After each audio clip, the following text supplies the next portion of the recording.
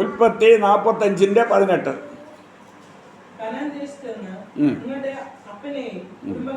നോക്കൂ, പറവും പറയാണ്, യോസഫിനോട് പറയുകയാണ്, കനാൻ ദേശത്തുനിന്ന് നിന്റെ അപ്പനെ സഹോദരങ്ങളെ ഇങ്ങ് കൊണ്ടുവാ, കൂടിക്കൊണ്ടുവാ.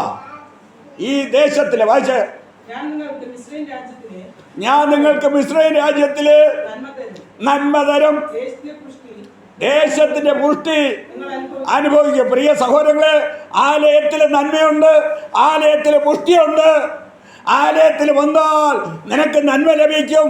ആലയത്തിലുള്ള പുഷ്ടി, ദൈവാത്മാവിന്റെ ശക്തി നിനക്ക് പ്രാപിപ്പാനിട വരും. നമ്മൾ എവിടെ വരണം? ഇവിടെ വരുമ്പോൾ ആലയത്തിന് നന്മ ലഭിക്കും, ആലയത്തിൽ നിന്ന് പുഷ്ടി ലഭിക്കും. അവിടെ എന്താ? ദേശത്തിന് പുഷ്ടി തരാമെന്ന. അപ്പൊ ഇവിടെ വരുമ്പോൾ എന്തുണ്ട്? പരിശുദ്ധാത്മാവാം ദൈവത്തിന്റെ ശക്തി പ്രാപിപ്പാനിട വരും. അറിയാട്ടോ, പരിശുദ്ധാത്മാവാം ദൈവത്തിന്റെ ശക്തി നമുക്ക് പുഷ്ടി ലഭിക്കും. അപ്പൊ ഇവിടെ പറഞ്ഞിരിക്കുന്നത് നോക്ക്, യഹോവയിൽ ആശ്രയിച്ച് നന്മ ചെയ്യുക, ദേശത്ത് പാർത്ത് വിശ്വസ്തത ആചരിക്കുക. അപ്പൊ ദേശത്ത് എന്തായിരിക്കണം?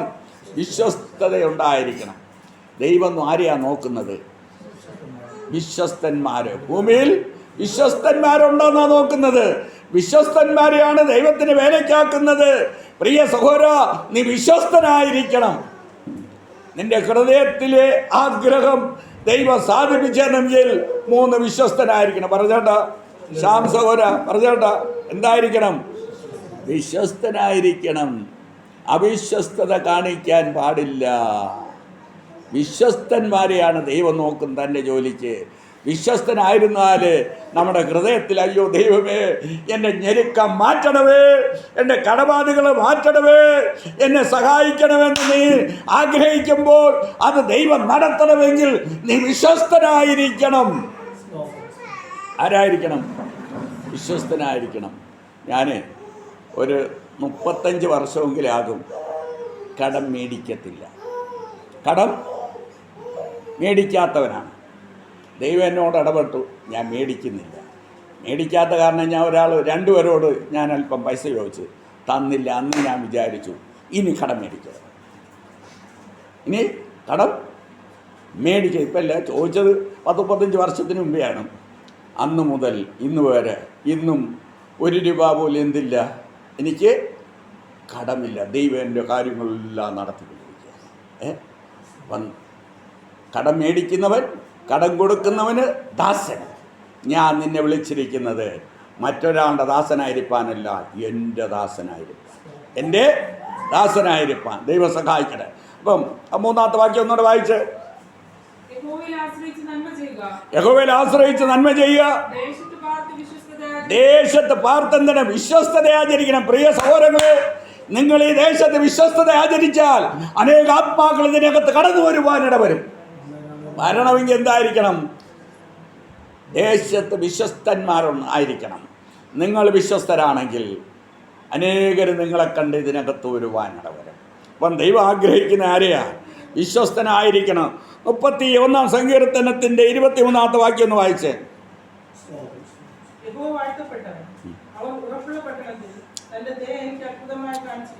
31-ാം സങ്കീർത്തനത്തിന്റെ 23-ാമത്തെ വാക്യം. യഹോവയുടെ സകല വിശുദ്ധന്മാരുമായുള്ളവരെ അവനെ യഹോവയെ സ്നേഹിപ്പീൻ, അവൻ വിശ്വസ്തന്മാരെ കാക്കുന്നു. പ്രിയ സഹോദര, നീ മറിഞ്ഞു വീണാലും ശരി, നിന്റെ എല്ലാ വഴികളിലും നിന്നെ കാപ്പാൻ അവൻ തന്റെ ദൂതന്മാരോട് കൽപ്പിക്കും. നിന്റെ കാൽ കല്ലിൽ തട്ടി പോകാതിരിപ്പാൻ അവർ നിന്നെ കൈകളിൽ താങ്ങിക്കൊള്ളും. ആരെയാ ദൈവം താങ്ങുന്നത്? ആരെയാണ് താങ്ങുന്നത്? വിശ്വസ്തന്മാർ. ഞാൻ ഒരു 10-100 പ്രാവശ്യമെങ്കിലും, ഒരു 100 പ്രാവശ്യമെങ്കിലും മരിച്ചിട്ട് ജീവിക്കുന്ന ആളാണ്. പക്ഷേ ദൈവം എന്നെ താങ്ങുന്നു. എന്നെ ആർക്കും തൊടുവാൻ സാധിക്കുന്നില്ല. എന്നെ ആർക്കും തൊടാൻ സാധിക്കുന്നില്ല. ദൈവം വിശ്വസ്തന്മാരെ താങ്ങുന്നു. വിശ്വസ്തന്മാരെ താങ്ങുന്ന ദൈവമാണ്. ആ ദൈവം ഇന്നലെയും താങ്ങി. ഇന്നലെ മതിയായവൻ, ഇന്നത്തേക്ക് മതിയായവൻ, നാളത്തേക്ക് മതിയായവൻ. അപ്പോൾ നാം ആരായിരിക്കണം? വിശ്വസ്തനായിരിക്കണം. വിശ്വസ്തനെ ദൈവം താങ്ങും. തൻ്റെ കരങ്ങളിൽ താങ്ങും. തൻ്റെ കരങ്ങളിൽ താങ്ങുന്ന ദൈവമാണ്. ആരെ താങ്ങുന്നു? വിശ്വസ്തന്മാരെ താങ്ങിയാണ്. Praise the lord. 12-ന്റെ 5-ാമത്തെ വാക്യം കൂടെ ഒന്ന് വായിച്ച്. 12-ാം സങ്കീർത്തനത്തിന്റെ 7-ാമത്തെ വാക്യം വായിച്ചാൽ മതി. നോക്ക്, ആരെ കാത്തോളുന്ന? വിശ്വസ്തന്മാരെ യഹോവ കാത്തോളുമെന്ന്. ആരെയാ കാക്കുന്നത്? വിശ്വസ്തന്മാരെ യഹോവ കാത്തോളും. ഈ തലമുറയിൽ അവരെ സൂക്ഷിക്കും. അറിയാട്ടോ, ദൈവം സൂക്ഷിക്കണ്ടേ, ദൈവം കാക്കണ്ടേ. ആരെ കാക്കുന്നു? ആരെ സൂക്ഷിക്കുന്നു? വിശ്വസ്തന്മാരെ കാക്കുകയാണ്. അതിന്റെ 5-ാമത്തെ വാക്യം ഈ 12-ന്റെ 5 കൂടെ വായിച്ച്.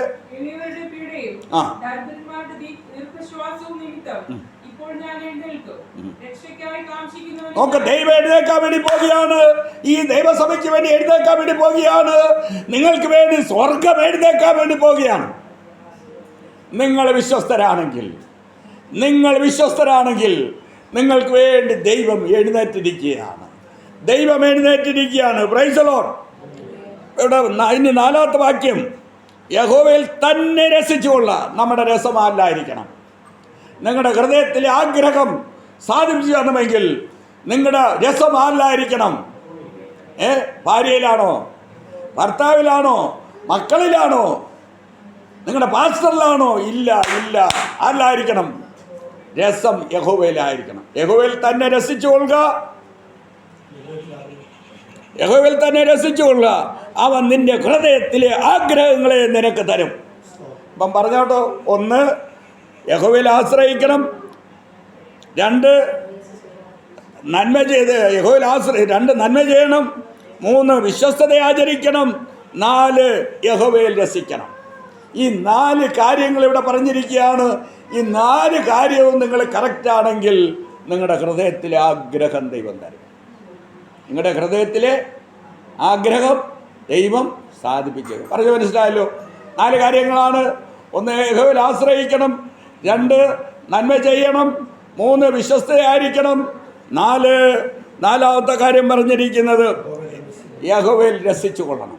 ഇത് 4 കാര്യങ്ങൾ നിങ്ങൾ കറക്റ്റാണെങ്കിൽ ദൈവത്തിൻ്റെ കാര്യം കറക്റ്റാണ്. ദൈവം വാക്ക് പറഞ്ഞാൽ വാക്ക് മാറ്റുന്ന ദൈവമല്ല.